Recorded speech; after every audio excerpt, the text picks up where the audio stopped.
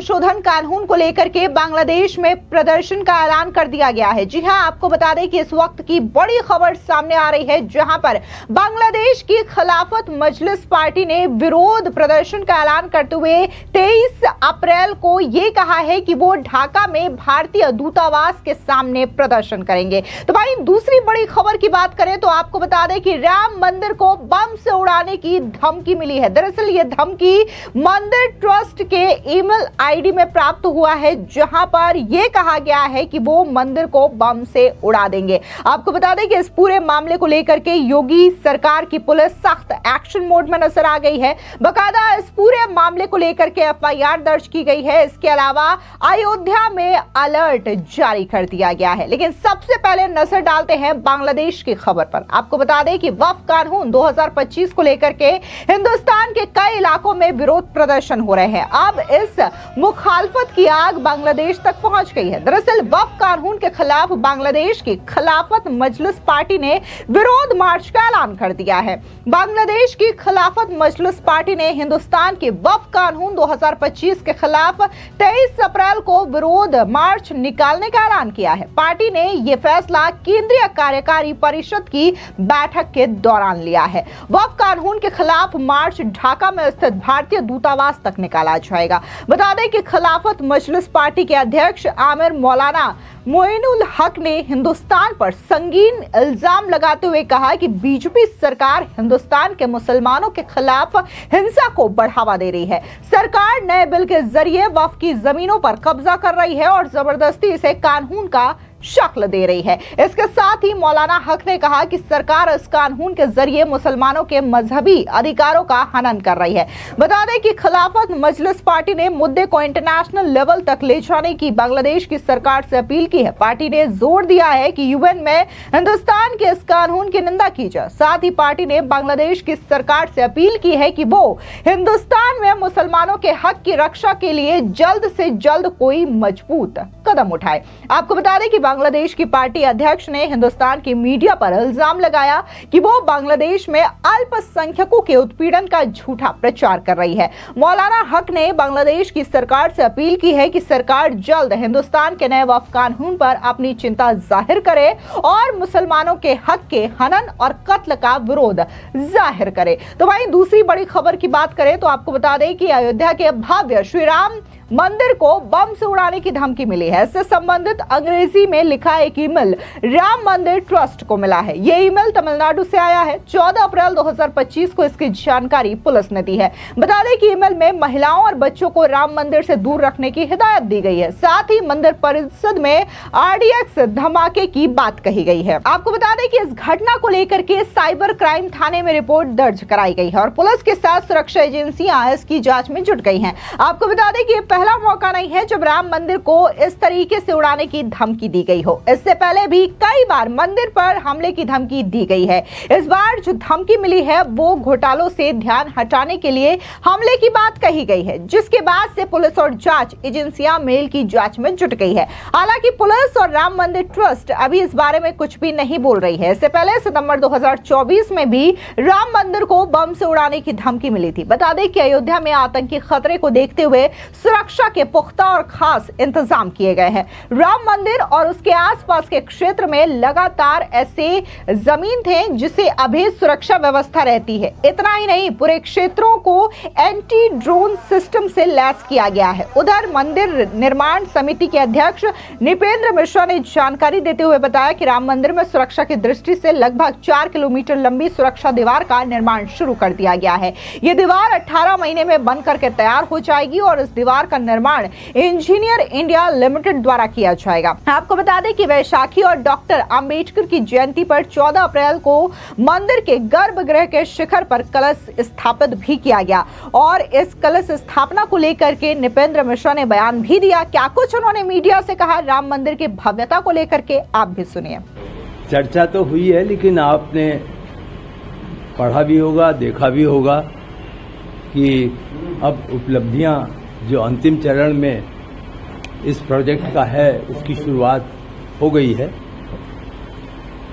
कल ये कोइंसिडेंस है, लेकिन बहुत शुभ कोइंसिडेंस है कि हमारे संविधान के प्रमुख रचयिता अंबेडकर जी की जन्मतिथि थी और उस जन्मदिन के अवसर पर जो सामाजिक समरसता मर्यादा पुरुषोत्तम भगवान राम ने जिसको सबके समक्ष प्रस्तुत किया था, वह सातों मंदिर महर्षि वाल्मीकि से लेकर के निषाद जी, सबरी जी, अहिल्या जी, अगस्त्य मुनि, वशिष्ठ जी, तो इन सब के मंदिर पूर्ण हो गए। मंदिर में मूर्तियां पहुंचा दी गईं और सातों मंदिर के बीच में जो एक जलताल पुष्करणी, वह भी सफल ढंग से उसका निर्माण पूरा हो गया है। बल्कि वो अपने में एक तरीके से अनोखा था। जब उसको हम लोगों ने पुष्करणी को देखा तो उसका उद्घाटन जो अयोध्या में सबसे ज़्यादा परिचित हैं हमारे बंदर समूह, वह उस जल में खूब नहा रहे थे। तो वह भी एक पूर्ण हो गया कार्यक्रम। शिखर का निर्माण भी 99% पूर्ण हो गया है। शिखर के ऊपर जो कलश रखा जाता है वो रख दिया गया है। परकोटा में जो 6 मंदिर हैं उस पर जो कलश रखना है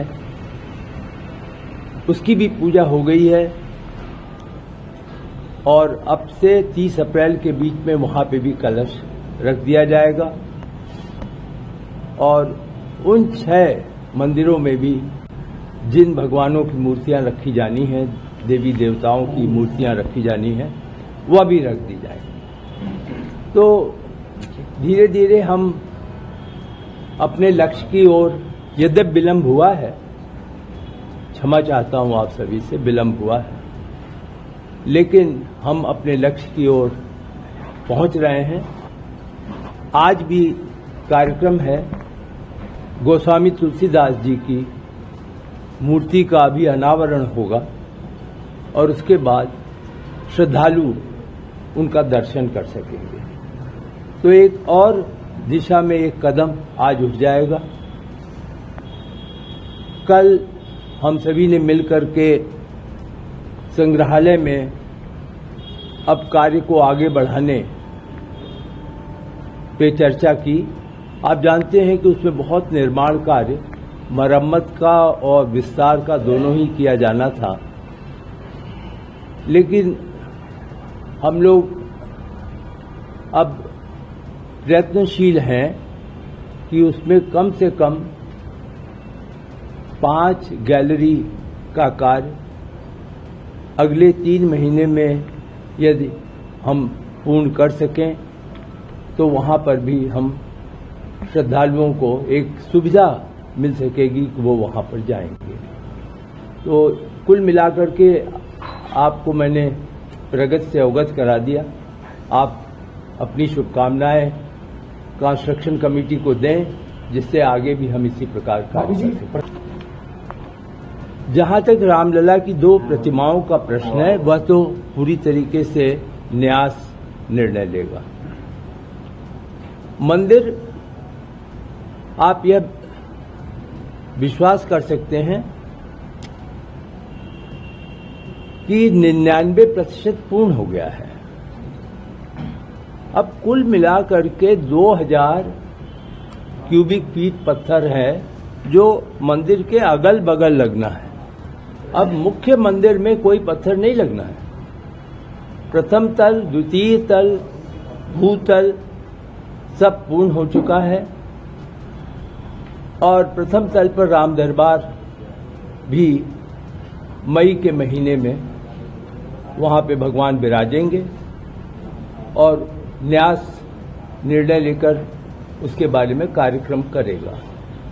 तो अब हम लोगों का ध्यान मंदिर से के अलावा, मंदिर तो है ही है प्रमुख, अब थोड़ा परकोटा में गति देने के लिए है।